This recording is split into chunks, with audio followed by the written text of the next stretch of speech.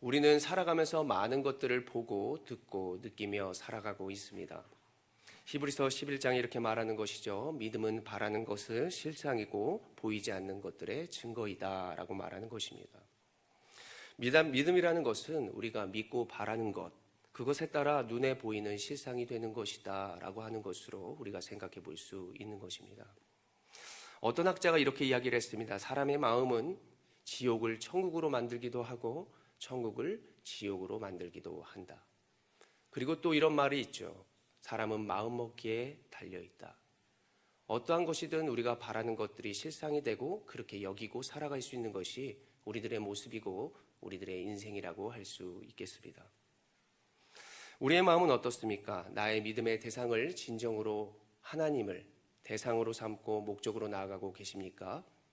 아니면 세상을 바라보면서 때로는 나의 생각이 하나님의 생각인 것 마냥 우리가 그것을 믿고 나아가는 모습은 아닌지 우리가 돌아보는 오늘이 되시기를 간절히 원합니다. 오늘 본문은 이렇게 시작하고 있습니다. 사무엘이 죽었으므로 라고 말하고 있습니다. 이제는 정상적인 방법으로 하나님의 말씀을 들을 수 없는 상태가 되었다라고 하는 것이죠. 그렇게 됨으로써 사울이 어떠한 행위를 합니까? 많은 신접한 것들과 무당들을 멸절시키는 이러한 모습을 보여주고 있습니다. 3절 눈으로 보시면 사울이 신접한 자와 박수를 땅에서 쫓아내어 이제는 비정상적으로도 말씀을 들을 수 없는 상태가 되었다라고 하는 것이죠. 사울이 지금까지 누구의 말을 따라온 인생이었습니까?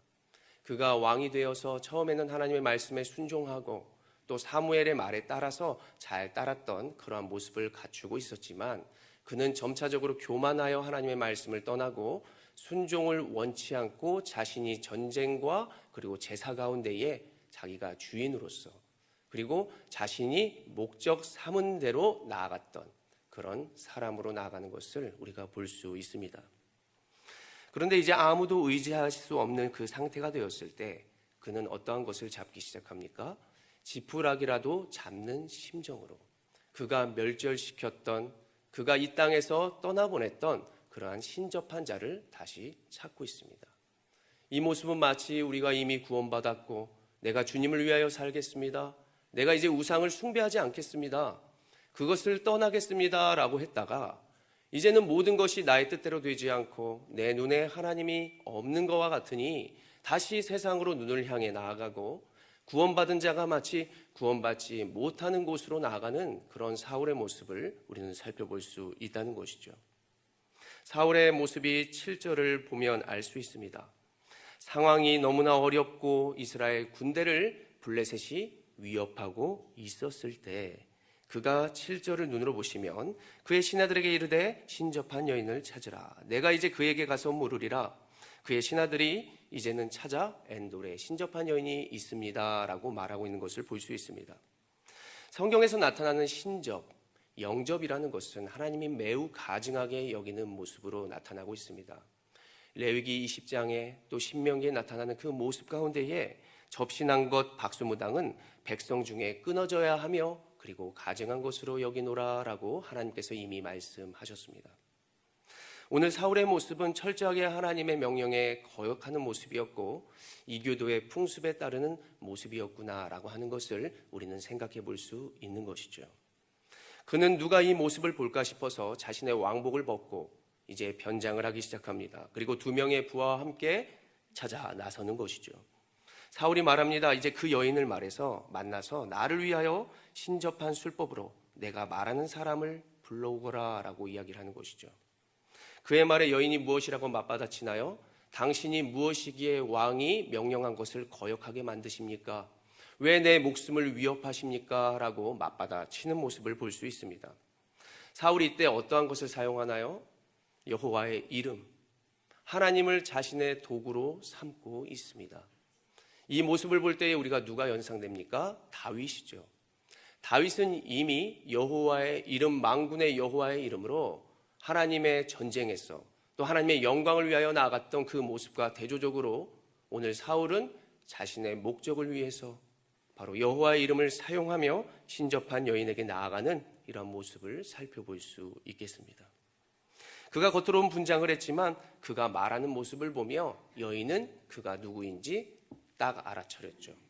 너는 죽지 않을 거야. 그리고 사무엘을 불러내, 그리고 여호와의 이름, 이것을 이야기하는 것을 통해서 그가 바로 사울이라라고 하는 것을 눈치챘던 것입니다. 사울은 그 여인을 안심시키고 그녀가 무엇을 보는지를 묻습니다. 땅에서 한 노인이 올라오는 것을 보입니다. 올라오는 것을 보고 있습니다. 라고 그 여인이 고백하는 것입니다. 그것이 바로 14절에 나타나고 있는 것이죠. 그 한 영이 나타났을 때 사무엘, 지금까지 자신의 생각과 자신의 방법들로 살아왔던 그가 이제 와서 사무엘을 생각하게 되고 그 사무엘이라고 여기는 그 영을 통해 절을 하고 예의를 갖추는 모습을 오늘 볼 수 있는 것입니다. 그 영이 사울에게 무엇을 예언해 줍니까? 너는 이제 전쟁 가운데 나아가면 죽게 될 거야. 너만 죽는 것이 아니라 너의 두 아들들도 죽게 될 것이다 라고 하는 절망적인 내용을 통보받게 되는 것이죠.